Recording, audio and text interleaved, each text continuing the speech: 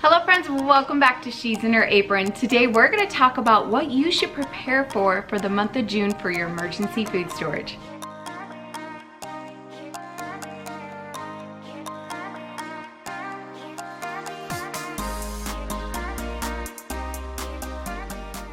Hello friends, welcome back. So yes, this can help prepare you for your emergency food storage or your extended pantry.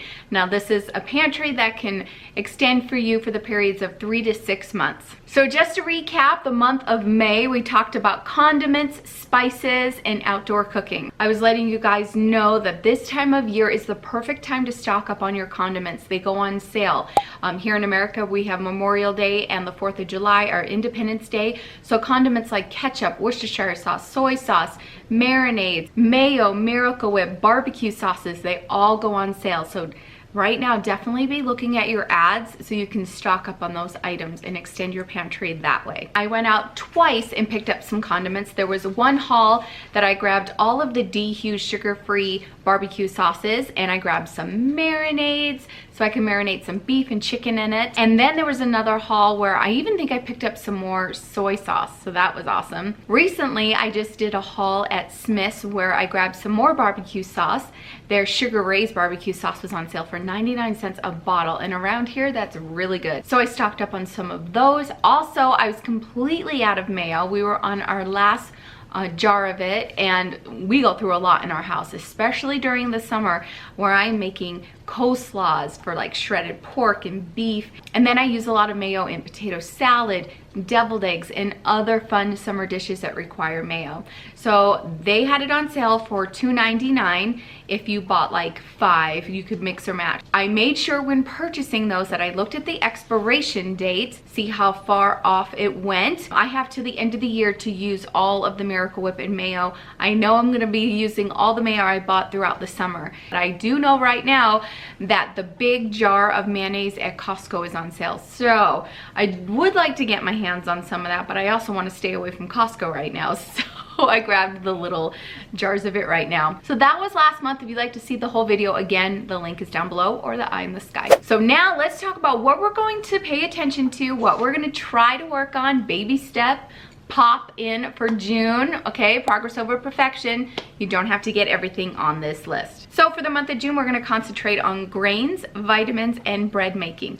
We did mention bread making, I believe it was in January or February. I'll leave the video down below for you, but we're going to highlight it again this month. Now, I didn't come up with all this great information. Are you kidding me? I have some pretty great sources that I go to. I love visiting Valerie over at thefoodorganizer.com. She's the bulk of my information. She is amazing. If you're a newbie or an expert at this, please go visit her. Her tips are amazing. She gives goals every week to look at and to do. So that's awesome. And you can take the information that I am giving you and break it down weekly so it's not overwhelming. I also get a lot of my information from the LDS preparedness manual. I'll have a link to Amazon for you down below. This is a wealth of knowledge, one of the best tools. These first 4 things that I'm going to talk to you about definitely will help you with your 3-month food storage. We're going to concentrate on wheat, hard red or white wheat, about 25 pounds a person. So everything that I'm saying here is for one person. So then do the math and make it work for your family and or your budget. We don't want to break the bank on this at all. So 25 pounds of wheat, hard or red white. And if you're doing number 10 cans, that's 4 number 10 cans of that. And then 20 pounds of rice. You could do brown or white.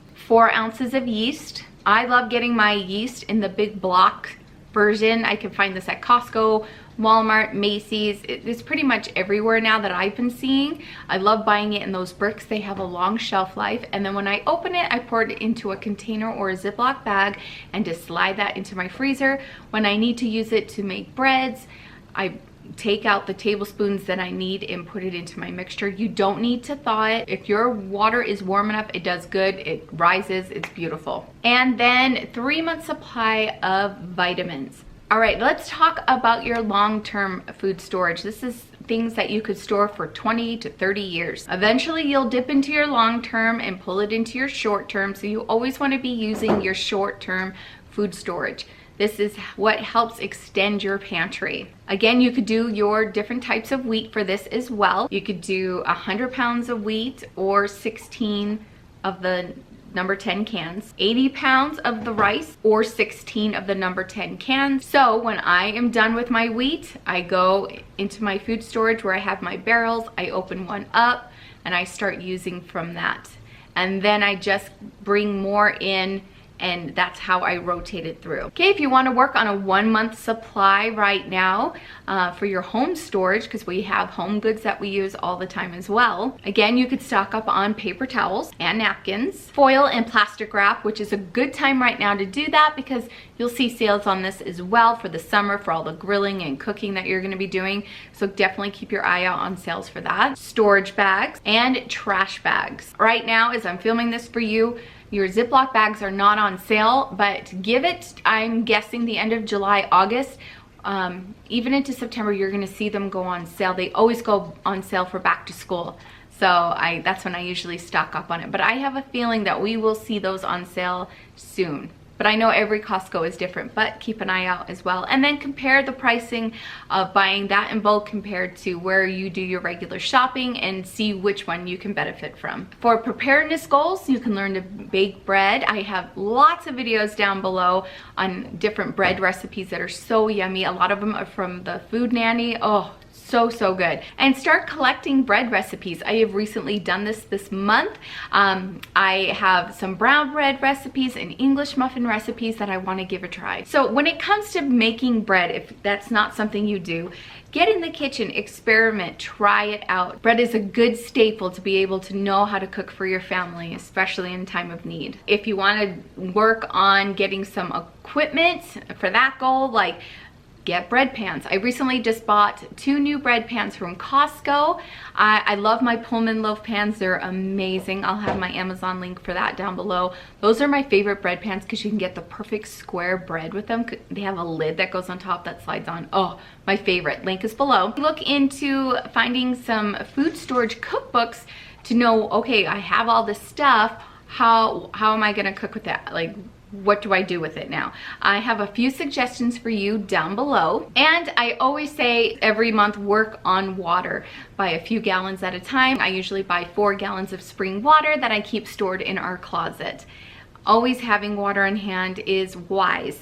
If anything were to happen to your water, if they turned off your water, if sometimes cities are like, you need to boil your water because we've got an issue, you have water on hand. For water, they suggest 14 gallons of water for 2 weeks for every person in your home. In the LDS preparedness manual, what they have suggested for you to think about, maybe stock up on, whatever you can do for the month of June is some dry milk. Through Thrive Life, I do get my instant milk. It's actually really delicious. The kids don't mind it. They also have sour cream that you can get there, and these are freeze dried. Their stuff is excellent. I have a ton in my food storage room from Thrive Life.